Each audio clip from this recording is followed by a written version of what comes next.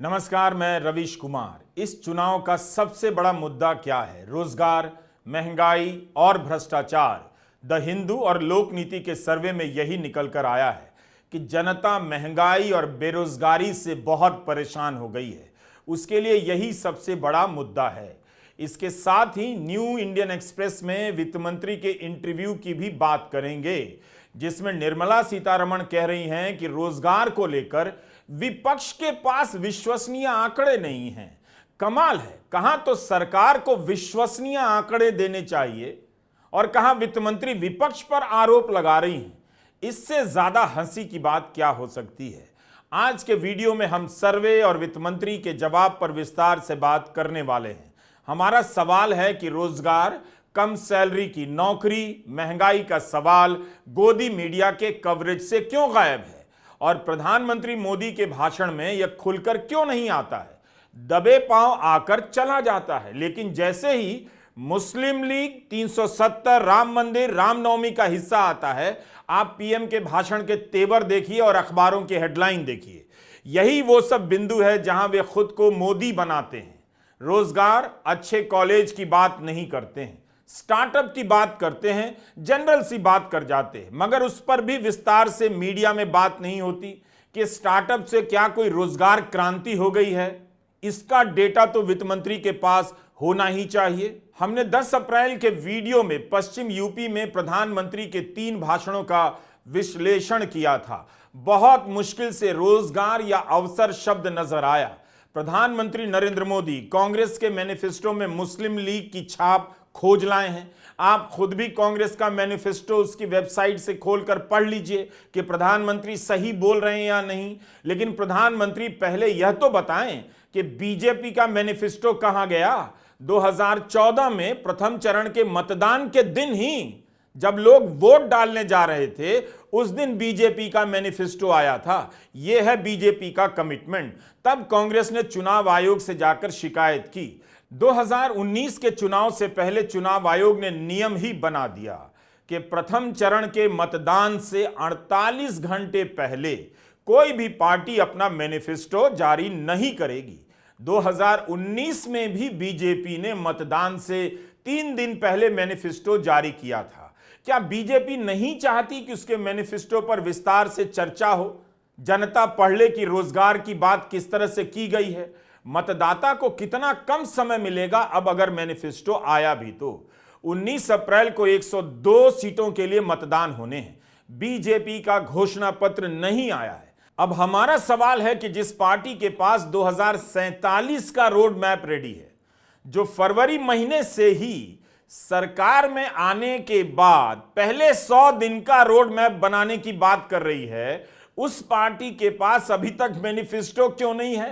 कांग्रेस का मैनिफेस्टो 5 अप्रैल को आ गया, चुनाव से पहले, मतदान से 2 हफ्ते पहले। भाजपा का कहां है? 24 जनवरी को CNN न्यूज 18 ने सूत्रों के हवाले से खबर छापी कि पीएम ने मंत्रियों से पूछा है कि तीसरी बार सत्ता में आने पर पहले 100 दिन का क्या प्लान है। इस पर 3 मार्च की बैठक में चर्चा होगी, जैसे यही सब दोबारा मंत्री बनने वाले हैं। अब 3 मार्च को मंत्रियों की बैठक होती है और 100 दिन के एजेंडे पर चर्चा होती है। मीडिया में भी हेडलाइंस चलने लग जाती है। हिंदुस्तान टाइम्स की खबर के अनुसार उस बैठक का तो नाम ही था विकसित भारत 2047। खबरें तो छप गईं कि 2 साल तक इस पर विचार विमर्श हुआ है, इस रोड मैप को तैयार करने में। जब 2047 तक का रोड मैप तैयार हो गया है, तो प्रधानमंत्री पहले 100 दिन और 5 साल का एजेंडा मंत्रियों से क्यों तैयार करवा रहे हैं? डबल काम क्यों करवा रहे हैं? क्या दोनों में आपको कुछ अंतर नजर नहीं आता? जब आपने खबरों के अनुसार उद्योगों, अकादमिक जगत, सिविल सोसाइटी, वैज्ञानिक संगठन, राज्य सरकारों से भी पूछकर 2047 का एजेंडा तैयार कर लिया है, तब फिर मंत्रियों से 100 दिन और 5 साल का एजेंडा क्यों बनवा रहे थे? अब हिंदुस्तान टाइम्स में खबर छपती है 17 मार्च को। देखिए, इसमें लिखा है कि प्रधानमंत्री मोदी कैबिनेट के सहयोगियों से मुलाकात करते हैं और 100 दिन से लेकर अगले 5 साल के एजेंडे की बात करते हैं। चुनाव के घोषणा के अगले दिन यह बैठक हुई थी। खबर के अनुसार प्रधानमंत्री ने मंत्रियों से कहा, अपने अधिकारियों से मिलिए, सचिवों से मिलिए कि कैसे इस एजेंडा को बेहतर तरीके से लागू किया जा सकता है। 3 मार्च के लाइव मिनट में छपी यह खबर देखिए। इसमें तो यही छपा है कि 2047 का रोड मैप बनाने के लिए बीजेपी ने 2700 बैठकें की हैं। 2 साल तक 2700 बैठकें चली हैं और किसी को पता तक नहीं कि उस एजेंडे में क्या है। तब भी बीजेपी ने अभी तक अपना मैनिफेस्टो जारी नहीं किया है। अब आप बताइए और दिमाग लगाइए अगर बचा हुआ है तो, जिस सरकार के पास 2047 का रोड मैप है, जिसके मंत्रियों को 100 दिन का एजेंडा तैयार करने के लिए कब से कहा जा रहा है, उस सरकार को जो पार्टी चलाती है उसका मैनिफेस्टो कहां है? हमने 10 अप्रैल के अपने वीडियो में बताया था कि प्रधानमंत्री ने पश्चिम यूपी में 3 रैलियां की और उन तीनों में रोजगार का जिक्र नाम के लिए आया। पिछले 10 साल का कोई हिसाब नहीं दिया जा रहा है। लोक नीति ने 19 राज्यों में 10,000 लोगों के बीच सर्वे किया है। इस सर्वे में 36% लोग ऐसे मिले हैं जिनके लिए रोजगार और महंगाई टॉप के मुद्दे हैं। शहरों में रहने वाले 65% लोगों ने रोजगार के सवाल को बड़ा सवाल माना है। अगर शहरों में रहने वाले 65% रोजगार को बड़ा सवाल मानते हैं तो इसका मतलब यही हुआ कि शहरों में रोजगार बहुत कम है और कम सैलरी और ज्यादा काम की नौकरी है। इससे उनके भीतर उत्साह खत्म सा हो गया है। उनकी जर्जर जवानी में गैस भरने के लिए ही धर्म का मुद्दा लाया जाता है और मुस्लिम लीग का, ताकि किसी शत्रु को देखकर अपनी कंगाली ये लोग भूल जाएं और गर्व से टाइट हो जाएं। देश में सबसे बड़ा मुद्दा कौन सा है? बेरोजगारी। किसी से भी पूछो। यात्रा में मैंने हजारों लोगों से पूछा, सबसे बड़ा मुद्दा कौन सा है? खट जवाब आता है, बेरोजगारी सबसे बड़ा मुद्दा है। दूसरे नंबर पे कौन सा है? दूसरे नंबर पे महंगाई। दूसरे नंबर पे 90% लोग आपको कहेंगे पहले नंबर पे बेरोजगारी, दूसरे पे महंगाई। अब आपने एक चीज नोट की होगी कि हिंदुस्तान की जनता से अगर आप पूछें तो वो आपको बताएंगे पहले नंबर पर बेरोजगारी, दूसरे नंबर पर महंगाई। मगर अगर आप हिंदुस्तान के मीडिया से पूछेंगे या मीडिया को देखेंगे तो आपको लगेगा सबसे जरूरी मुद्दा अंबानी जी की शादी है,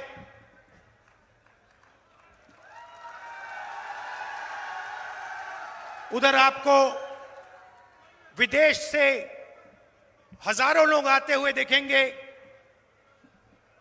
24 घंटा मीडिया में आपको नरेंद्र मोदी जी का चेहरा दिखेगा। कभी वो समुद्र के नीचे जाएंगे,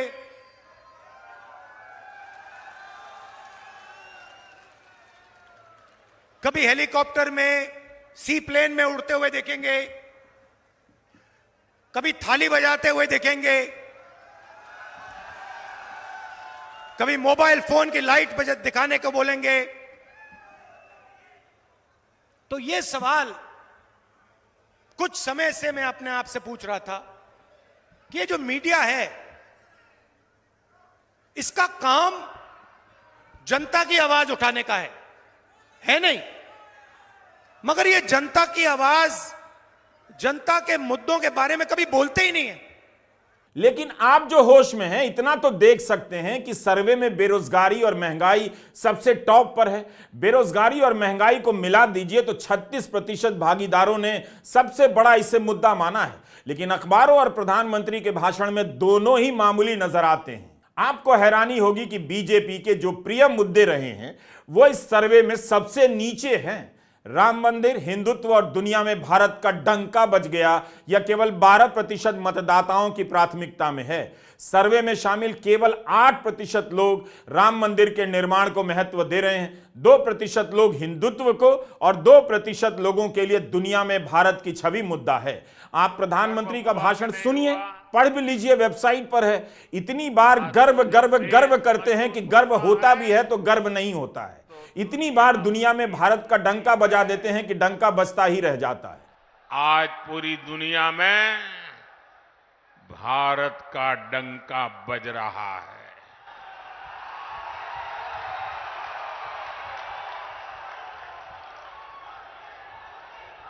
आप मेरी बात से सहमत है?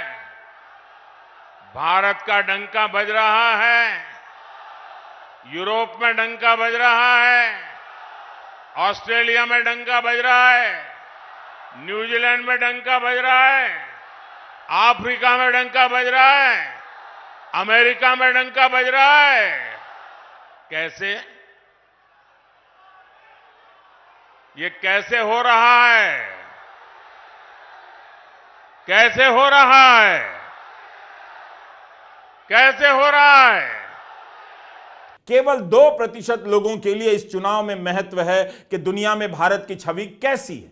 शायद इन लोगों ने उन खबरों को ठीक से पढ़ लिया होगा जिनसे पता चल जाता है कि भारत के 13 लाख छात्र करोड़ों रुपए फूंक कर, लोन लेकर विदेशों में पढ़ने चले गए हैं, क्योंकि 10 साल में भारत के शिक्षण संस्थाओं की हालत रद्दी हुई है, खराब हुई है। इन्हें यह भी पता है कि 2019 से जून 2023 के बीच मोदी राज में 7 लाख से अधिक लोगों ने भारत की नागरिकता छोड़ दी, चले ही गए यहां से झोला लेकर, बस फकीर छोड़ गए। विदेशों में छपने वाले अखबारों को उठाकर देखिए, भारत के लोकतंत्र के खात्मे को लेकर चिंताएं जताई जा रही हैं। बड़े बड़े अखबारों में संपादकीय लिखे जा रहे हैं। लोकतंत्र का अध्ययन करने वाले और रेटिंग करने वाली संस्थाएं भारत के लोकतंत्र को कम नंबर दे रही हैं, कह रही हैं कि यह अभी भी चुनावी निरंकुशवाद की तरफ बढ़ चुका है, इसकी अगली मंजिल तानाशाही है, क्या भारत डिक्टेटरशिप की तरफ बढ़ जाएगा।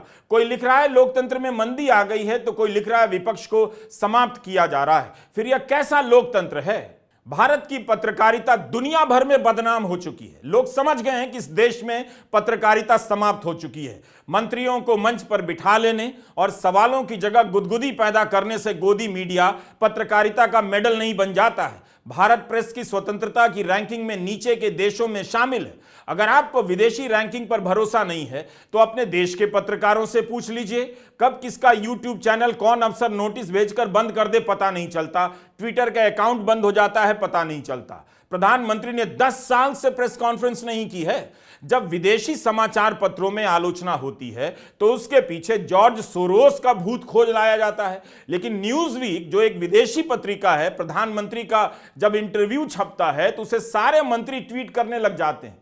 ऐसा लगता है जैसे कोई सर्टिफिकेट मिल गया है। लेकिन देखिए इस इंटरव्यू से प्रधानमंत्री और भारत की कितनी प्रतिष्ठा बढ़ी है। न्यूज वीक ने खुद ही बता दिया कि प्रधानमंत्री ने न्यूज वीक के लिखित सवालों का जवाब दिया है और 90 मिनट तक उनसे बातचीत की है। मगर जो खबर बनाई गई है उसमें कहीं भी किसी भी सवाल को अलग से नहीं लिखा गया है, जिससे पता चले कि कौन सा सवाल पूछा गया और उसके जवाब में प्रधानमंत्री ने क्या कहा। जैसे ही प्रधानमंत्री मोदी ने इस इंटरव्यू का लिंक ट्वीट किया, फाइनेंशियल टाइम्स के संपादक ने उन्हीं को लिख दिया कि यह इंटरव्यू नहीं स्टेनोग्राफी है। यह हमारी प्रतिष्ठा रह गई है। फाइनेंशियल टाइम्स के संपादक ने यह भी लिख दिया कि अगर किसी राजनेता के इंटरव्यू करने की शर्त यह है कि आप उनके जवाब को काउंटर ना करें, दोबारा सवाल ना करें, तो फिर उन शर्तों को नहीं मानना चाहिए। उसके बाद गार्डियन के पत्रकार ने भी लिख दिया कि यह इंटरव्यू नहीं है, यह मोदी की प्रेस रिलीज है। इसी तरह जब जून 2023 में प्रधानमंत्री मोदी अमेरिका जा रहे थे, तब वॉल स्ट्रीट जर्नल के 3 पत्रकारों ने इंटरव्यू किया। उनमें से किसी पत्रकार के सवाल को अलग से नहीं लिखा गया, तो पता ही नहीं चला कि पीएम ने किस सवाल के जवाब में, किसके सवाल के जवाब में क्या कहा और पत्रकार ने फिर क्या सवाल पूछा। दुनिया देख रही है कि इंटरव्यू कैसे हो रहे हैं। लेकिन जब व्हाइट हाउस में सबरीना ने सवाल पूछ दिया तो जवाब देते वक्त प्रधानमंत्री यही कह पाए कि भारत के डीएनए में डेमोक्रेसी है, जबकि सवाल अल्पसंख्यकों के अधिकारों को बेहतर करने, सुनिश्चित करने को लेकर था। भारत का लोकतंत्र दुनिया भर में उसका सबसे बड़ा ब्रांड है। आज इस ब्रांड के पैकेट पर सीलन नजर आने लगी है और प्रधानमंत्री रैलियों में डंका बजवा रहे हैं। वहां आए लोगों को क्या यह सब पता है जो हम बता रहे हैं? आप मुझे बताइए, दुनिया में भारत का डंका बज रहा है कि नहीं बज रहा है? चारों तरफ डंका बज रहा है कि नहीं बज रहा है? दुनिया के हर कोने में डंका बज रहा है कि नहीं बज रहा है? लोक नीति के सर्वे में 10,000 लोग हिस्सा लेते हैं और उनमें से 2% ही कहते हैं कि दुनिया में भारत की छवि उनके लिए मायने रखती है। इस छवि को लेकर भी विस्तार से जनता के बीच बहस नहीं होती। जनता के जिस वर्ग को इस बारे में पता तक नहीं कि कैसे बाइडेन के साथ आई पत्रकारों की टीम को कवरेज से बाहर रखा गया, कोई सवाल जवाब नहीं करने दिया गया, प्रधानमंत्री को लेकर क्या क्या छप रहा है, उसके बीच ऐसी जनता जिसे कुछ पता नहीं है ताली बजवा दी जाती है कि भारत का डंका बज रहा है। 10 साल के काम का हिसाब जैसे ही कमजोर पड़ता है प्रधानमंत्री डंका पर आ जाते हैं, नहीं तो श्रीलंका पर आ जाते हैं। श्रीलंका का मुद्दा भी अब पीछे चला गया है। सवाल है कि फिर रोजगार पर बात क्यों नहीं हो रही है? सोचिए, 10,000 लोगों में से केवल 2% के लिए विदेशों में डंका मायने रखता है। ऐसा नहीं है कि ये लोग भारत की अच्छी छवि पसंद नहीं करते, बल्कि उनका मतलब यह होगा कि यह चुनाव 10 साल के हिसाब और अगले 5 साल के काम पर हो रहा है, उसके लिए हो रहा है। लेकिन अभी तक तो बीजेपी ने अपना मैनिफेस्टो भी जारी नहीं किया। हिंदू ने लोक नीति और CSDS का सर्वे छापा है और यह सर्वे कहता है कि दलित, OBC, अनुसूचित जनजाति, अपर कास्ट और मुसलमानों के लिए सबसे बड़ा मुद्दा नौकरी है, महंगाई है। सर्वे में कुल 2/3 यानी 62% लोगों ने माना है कि नौकरी का मिलना बहुत मुश्किल हो गया है। शहरों में 65% लोग मानते हैं कि नौकरी बहुत मुश्किल से मिल रही है। केवल 12% ने कहा है कि नौकरी का मिलना आसान हुआ है। सवाल था कि पिछले 5 वर्षों के मुकाबले आज नौकरी का मिलना आसान हुआ है या मुश्किल। 67% मुसलमानों ने माना नौकरी मिलनी मुश्किल हो गई है। हिंदू OBC में 63% लोगों ने कहा कि नौकरी मिलनी मुश्किल हो गई है। 59% जनजातीय लोगों ने कहा नौकरी मिलनी मुश्किल हो गई है। अपर कास्ट हिंदुओं में भी 57% लोगों ने माना है नौकरी मुश्किल हो गई है। 17% अपर कास्ट ने कहा है आसानी से नौकरी मिल रही है। 57% अपर कास्ट ने कहा है नौकरी मुश्किल से मिल रही है। OBC में 65% मानते हैं। इतनी भयंकर स्थिति है, शायद यही कारण है कि किसी तरह प्रधानमंत्री रोजगार के मुद्दे को चुनाव से गायब करने में लगे हैं। यही कारण है कि बिना बात के कांग्रेस के मैनिफेस्टो को मुस्लिम लीग से जोड़ रहे हैं, ताकि ये लोग जो बेरोजगार हैं, खाली बैठे हैं, जिन्हें ढंग की नौकरी नहीं मिल रही है, वो मुसलमान का नाम सुनते ही, मुस्लिम लीग का नाम सुनते ही चिंता करने लग जाएं और भूल जाएं कि 65% हिंदू OBC के लिए नौकरी का सपना मुश्किल हो गया है। न्यूज वीक में इंटरव्यू छपा तो मंत्री ट्वीट करने लगे। क्या वही मंत्री इस खबर को ट्वीट कर सकते हैं कि अंतर्राष्ट्रीय श्रम संगठन ILO और मानव विकास संस्थान ने एक रिपोर्ट जारी की है। इस रिपोर्ट का नाम है इंडिया अनएम्प्लॉयमेंट रिपोर्ट। इसमें बताया गया है कि भारत की जो बेरोजगार आबादी है उसमें 83% युवा हैं। 2000 में जिनके पास इंटर तक की शिक्षा थी, बेरोजगार युवाओं में उनकी संख्या 35% थी। 2022 में यह आंकड़ा 65.7% तक पहुंच गया, यानी इंटर तक की शिक्षा वालों के बीच बेरोजगारी भयंकर बढ़ गई है। प्रधानमंत्री नरेंद्र मोदी रोजगार का आंकड़ा क्यों नहीं रख रहे हैं? बताइए, सरकार को खुद बताना चाहिए। तो वित्त मंत्री कह रही हैं कि विपक्ष के पास बेरोजगारी को लेकर विश्वसनीय आंकड़े नहीं हैं। न्यू इंडियन एक्सप्रेस की यह हेडलाइन देखकर कोई भी चक्कर खा जाए। वित्त मंत्री विपक्ष पर आरोप मढ़ रही हैं कि उसके पास ठोस आंकड़े नहीं हैं। क्या विपक्ष सरकार में है? यह आंकड़े तो सरकार के पास होने चाहिए थे। आपको याद होगा 2019 के चुनाव के पहले खबर आई थी बिजनेस स्टैंडर्ड में, 40 साल में सबसे अधिक बेरोजगारी बताई गई। उसके बाद उस सर्वे का सिस्टम ही ठंडे बस्ते में डाल दिया गया। इसके बाद मोदी सरकार ने रोजगार का आंकड़ा देने का कोई नया सिस्टम क्यों नहीं बनाया? जैसे अमेरिका में आप हर महीने जान जाते हैं कि कितने लोगों को रोजगार मिला, कितने लोगों की नौकरी चली गई। खुद तो अपना सिस्टम बनाया नहीं और उल्टा विपक्ष को कह रही हैं उसके पास बेरोजगारी को लेकर आंकड़े नहीं हैं। यह इंटरव्यू बता रहा है कि मोदी सरकार ने रोजगार के आंकड़े को कैसे बहस से बाहर और गायब कर दिया है। न्यू इंडियन एक्सप्रेस से वित्त मंत्री ने कहा है कि यह तथ्य है कि भारत में वो आंकड़ा नहीं है जो जमीन पर श्रम की स्थिति को ठीक से दिखा सके। हम नियमित रोजगार का आंकड़ा जमा करते हैं, मगर ये पूरे देश के रोजगार का बड़ा हिस्सा नहीं है। खुद कह रही हैं आज असंगठित क्षेत्र बढ़ रहा है और उस क्षेत्र में और भी नई नई नौकरियां मिल रही हैं, मगर उसमें भी हमारे पास आंकड़ा नहीं है। बताइए कि वित्त मंत्री कह रही हैं कि असंगठित क्षेत्र में नौकरियां बढ़ रही हैं, मगर कितनी नौकरियां हैं, किस स्तर की हैं, सैलरी क्या है, मजदूरी क्या है, उसका आंकड़ा नहीं है।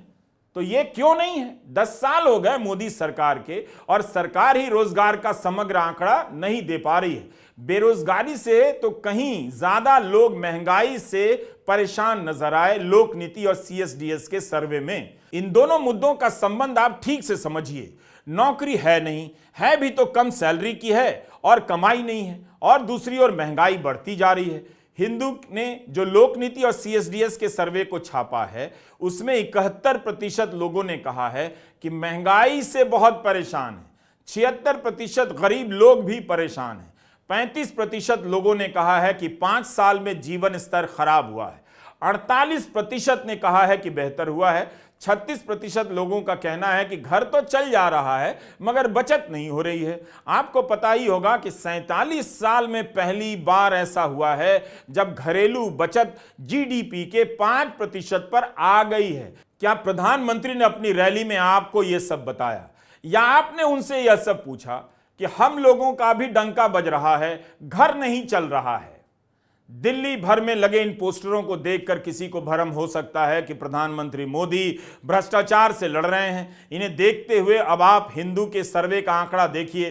55% लोग कहते हैं कि पिछले 5 साल में भ्रष्टाचार बढ़ा है। इनमें से 25% लोग भ्रष्टाचार के लिए केंद्र को जिम्मेदार मानते हैं। लगता है कि जनता भ्रष्टाचार से लड़ाई का खेल समझ गई है। सच्चाई यही है कि भ्रष्टाचार से लड़ने के नाम पर विपक्ष को ही खत्म कर दिया जा रहा है। जिसके यहां छापा पड़ता है वो बीजेपी में चला जाता है। इलेक्टोरल बॉन्ड से भी यही निकला कि जिस कंपनी के यहां छापा पड़ा उसने बीजेपी को कई 100 करोड़ के चंदे दिए, जिसे घाटा हुआ उसने भी बीजेपी को कई 100 करोड़ का चंदा दिया। क्या प्रधानमंत्री ने इसकी जांच कराई? जब अमेरिका से लेकर ऑस्ट्रेलिया तक भारत का डंका बजता है तो हर देशवासी को लगता है कि उसका अपना सम्मान बढ़ा है। इस चुनाव में 1,85,00,000 मतदाता ऐसे हैं जो पहली बार वोट देंगे। हमेशा डमरू बजाया जाता है, वोट देना है, वोट देना है, प्रतिशत ज्यादा होनी चाहिए, मगर यह नहीं कहा जाता कि उससे पहले कुछ पढ़ भी लो, पता भी कर लो वोट देने से पहले किस बात पर वोट देना है, सोच भी लो। यही ने 20 से 29 साल के 19.74 करोड़ मतदाता हैं। यह कोई मामूली संख्या नहीं है, फिर भी इनके बीच नौकरी की चर्चा नहीं है, मीडिया में नौकरी हेडलाइन नहीं है। भारत के ज्यादातर कॉलेजों की क्या हालत है इन युवाओं को ठीक से पता है, इस पर भी बात नहीं हो रही है। और प्रधानमंत्री कहते हैं भारत का डंका बज गया है। ये जो 20 करोड़ मतदाता हैं वो वोट किस पर डालेंगे, उनके मुद्दों की बात क्यों नहीं हो रही है? नमस्कार, मैं रवीश कुमार।